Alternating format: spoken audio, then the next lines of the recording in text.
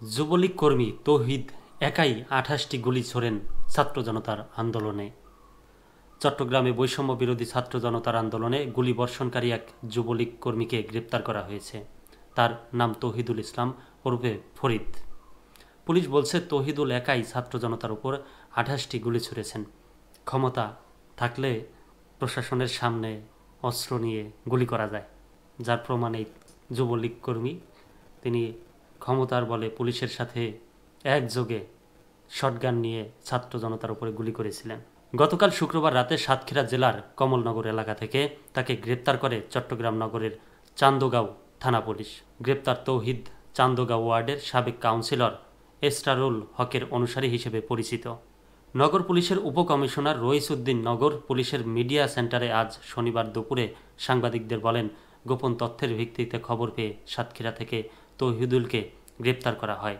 গ্রেপ্তারের জিজ্ঞাসাবাদে তিনি ছাত্র জনতার উপর গুলিবর্ষণের কথা স্বীকার করেন।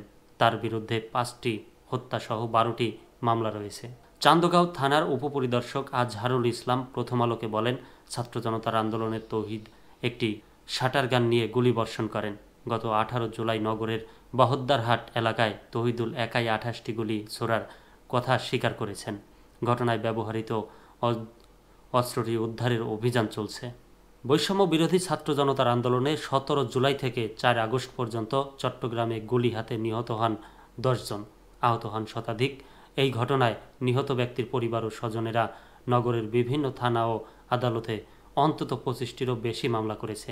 এসব মামলার নির্দেশদাতা হিসেবে সাবেক প্রধানমন্ত্রী শেখ হাসিনা, আওয়ামী লীগ ও এর অঙ্গ সংগঠনের নেতাকর্মীদের আসামি করা হয়েছে।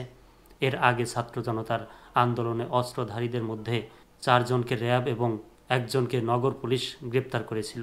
সর্বশেষ তৌহিদুল সহ মোট ২ জনকে গ্রেপ্তার করে নগর পুলিশ।